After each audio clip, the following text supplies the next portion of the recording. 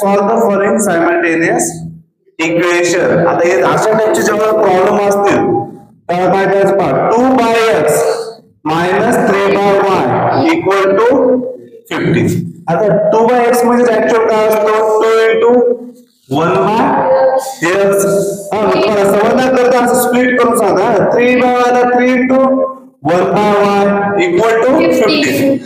समजा हे आपला ऍक्च्युअल आहे इक्वेशन फर्स्ट. फक्त मी स्प्लिटिंग सांगतो का तुम्हाला, आता नेक्स्ट स्टेपला कळत. आता 8/x plus 5/y equal to 77. हा आहे इक्वेशन सेकंड. त्याचा ऍक्च्युअल फॉर्म काय असतो, 8 into 1/x plus 5 into 1/y equal to 77 आहे.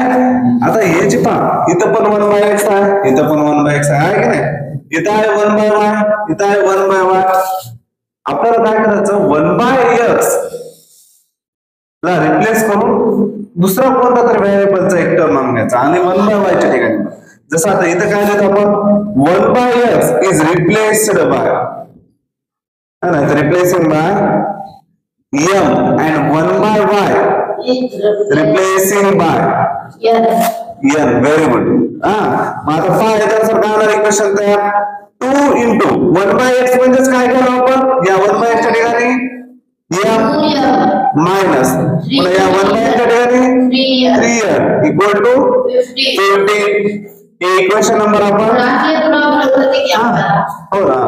आणि हे इक्वेशन नंबर काय दिलं तर आता फोर्थ इक्वेशन नंबर देतो आपण, 8 into 1/x म्हणजे 8 into इथला 1/x च्या ठिकाणी काय करायचं, m मायनस आपलं प्लस 5 into 1/n म्हणजे काय, ओके. आणि इथं 77. हे इक्वेशन नंबर 4 झालं. आता इक्वेशन थर्ड आणि इक्वेशन फोर्थ हे समजलं आपण कोणत्या टर्मच्या ठिकाणी रिप्लेस करायला होतं. आता नेक्स्ट काय पाहायचं आपल्याला, आता ह्या इक्वेशन टर्म आपल्याला हे सॉल्व कसं करायचं, जसं आपण सायमल्टेनियस इक्वेशन स्टार्टिंगच्या केलं ना सॉल्व, त्याच पद्धतीने करायचं. आता पहिल्या ठिकाणी काय करू आपण, इथे एक तर सेट टर्म करून घेऊ. कोणते करू आपण सोपं जाण्यासाठी, त्या ठिकाणी करू. इथला 5n ला इथल्या 5 ने काय करू, इक्वेशन थर्ड ला मल्टिप्लाय, आणि इथल्या 3 ने काय करू, इक्वेशन फोर्थ ला मल्टिप्लाय. इथं लिहू मग 5 ने कोणत्या इक्वेशन ला मल्टिप्लाय करावं, थर्ड ला. 5 is multiply by equation multiply by equation third and 3 is multiplied by equation 4 multiply by equation 4. Shrikant समजलं का आपण काय करावं, हे सेम टर्म आणावं n ची, म्हणून इथल्या 5 ने थर्ड इक्वेशन सोबत मल्टिप्लाय आणि इथल्या 3 ने फोर्थ इक्वेशन सोबत मल्टिप्लाय. आता 5 ने मल्टिप्लाय करा, 5 into 2 10m, 5 into 3 minus 50n and equal to 5 into 15 75. हे इक्वेशन नंबर 5. आणि नंतर 3 ने करा मल्टिप्लाय, 3 8 जा 24m प्लस 3 5 जा 15n इक्वल टू 3 7 3 7 जा काय तर 3 7 जा 21, कॅरी मध्ये गेला 2, 3 7 जा 21 आणि कॅरी वाला 2 23, 231 आला. हे इक्वेशन नंबर काय देऊ आपण, 6. फिफ्थ आणि सिक्स्थ झाला. आता सेम टर्म आला आणि सेम साइन असेल तर काय करायचं, सबट्रॅक्शन, आणि डिफरंट साइन असेल तर करायचं ऍडिशन. आता इथे सेम टर्म जो आणलो त्याच्यासोबत काय साइन डिफरंट आहे, डिफरंट साइन असेल तर करायचं म्हणून आपण ऍडिशन. पहा आता इथे काय देऊ, ऍड इक्वेशन 5 and 6 काय येतो पहा, 10m minus 15n equal to 75 and next आहे 24m plus 15n equal to 231. पहा नेक्स्ट काय होतं, इथं minus 15n plus 15n घ्या कॅन्सल. 24m plus 10 काय तो 34m equal to एक ऍडिशन 5 plus 1 6 7 plus 3 10 0 कॅरी मध्ये गेला 1 300 आहे का 306.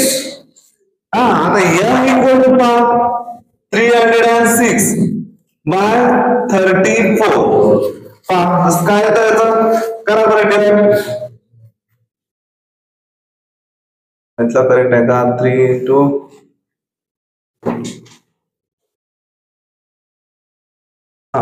काय येतो 2 1 जा 2 7 जा 14 पुन्हा 2 1 जा 2 इथला 1 वरला 10 झाला 2 5 जा 10 2 3 जा 16 70 च्या टेबल मध्ये 153 आहे का नाही 17 9 जा m equal to 17 1 जा 17 79 जा 153 m ची व्हॅल्यू काय आली मग 9 मग आलेली व्हॅल्यू काय करायचं आपण put m equal to 9 in equation first किंवा सेकंड मध्ये ठेवू शकतो का नाही m आणि n च्या टर्म आहेत का नाही आपण इथे चेंज केलेलं आहे यामध्ये ठेवा नाही मला तर 5th 6th मध्ये ठेवा आपण 5th मध्ये ठेवू 10 into in equation 5th 10 into m म्हणजे काय 9 minus 15n equal to 75 10 into 9 90 minus 15n equal to 75 minus 15n equal to 75 and 75 इकडे प्लस 90 जो आहे शिफ्ट करू कॉन्स्टंट टर्म कडे काय तो minus 90 मग 90 मध्ये 75 गेला 15 जो बिगर नंबर आहे त्याचा साइन minus 15 आणि इकडे काय आला minus 15n माइनस माइनस काय होतं हे इक्वेशन नुसार प्लस होतो n इक्वल टू 15 बाय 15 15 1 जा 15 15 1 जा 15 म्हणजे n ची व्हॅल्यू काय आली 1 आता ही n ची व्हॅल्यू 1 आलेली आहे आता आपल्याला नेक्स्ट काय करायचं पहा बरं हे m आणि n ची व्हॅल्यू आलेली आहे बघा मग आपण रिप्लेस कशाने केलेलं आहे तिथं m म्हणजे 1 बाय x आहे आणि n म्हणजे 1 by y मग इथं काय आलं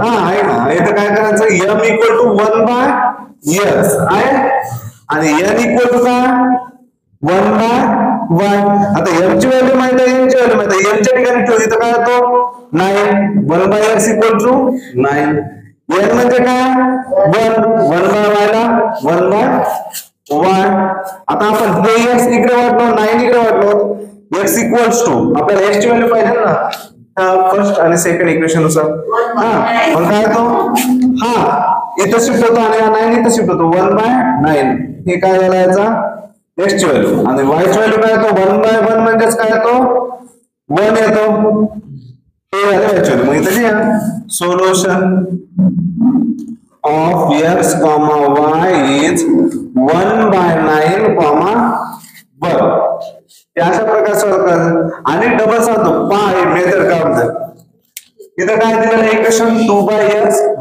3/y equal to 15 equation number first आपल्याला काय दिलं 2 × 1/x मायनस 3 × 1/y असतं 3/y म्हणजे काय असतं 3 × 1/y equal to 15 equation second दिलेलं 8/x + 5/y इक्वल टू 77 याला काय दिलं 8 × 1/x आणि 5 × 1/y इक्वल टू 77 तुम्हाला हे सेम टर्म कोणते कोणते आहेत पहा सांगा 1/x 1/x 1/y 1/y या ठिकाणी आपण काय करावं रिप्लेस करावं इथे लिहिलं 1/x is replacing by m टर्मने 1/x हा रिप्लेस कोणत्या याच्यावर करावा आपण m टर्मने आणि 1/y हा n टर्मने मग त्या ठिकाणी पहा बरं आता 2 × 1/x म्हणजे काय म्हणतो आपण m मग 2m झाला मायनस 3 × 1/y 1/n म्हणजे काय n 3 × n झाला equals to 15 equation number third आता इक्वेशन नंबर 4 पाहिजे तर काय 8 × 1/x म्हणजे काय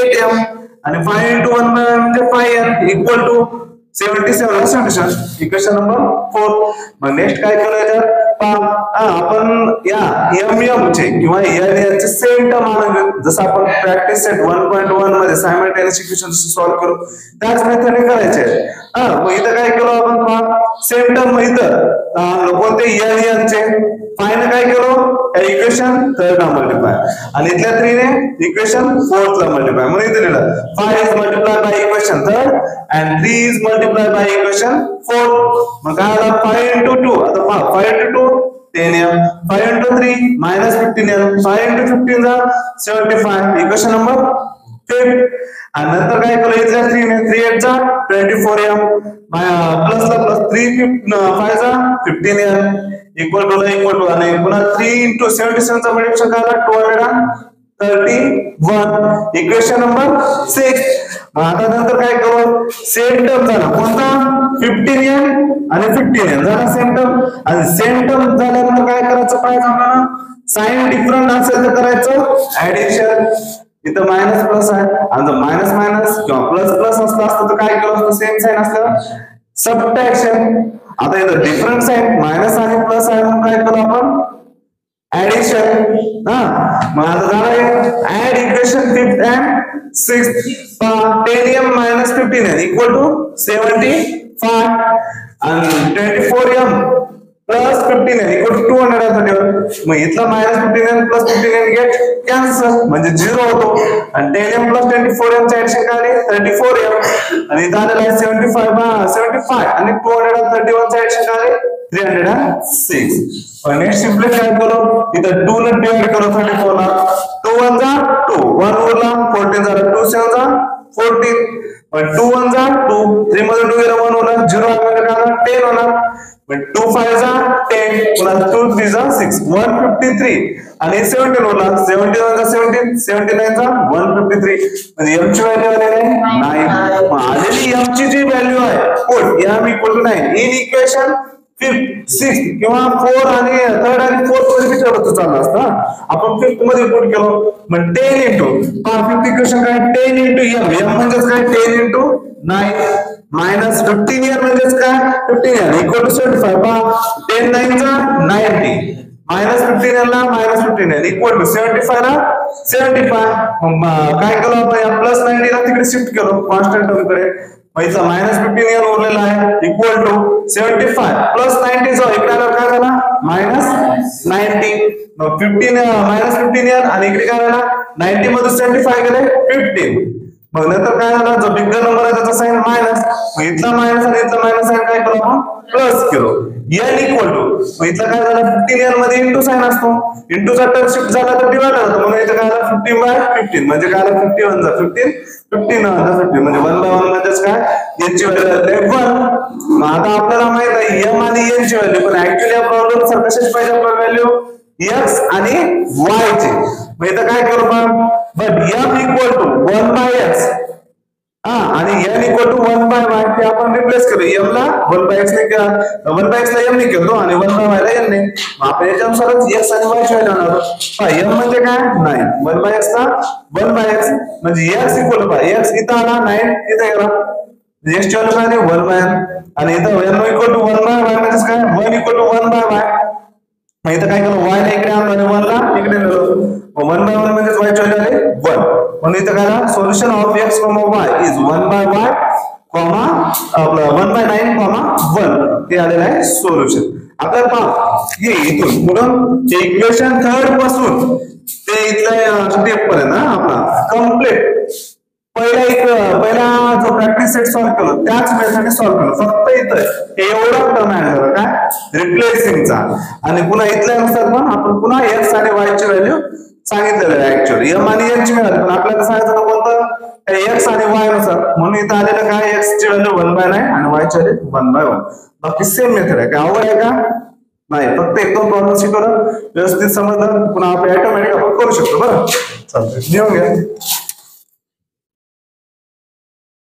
चालतंय.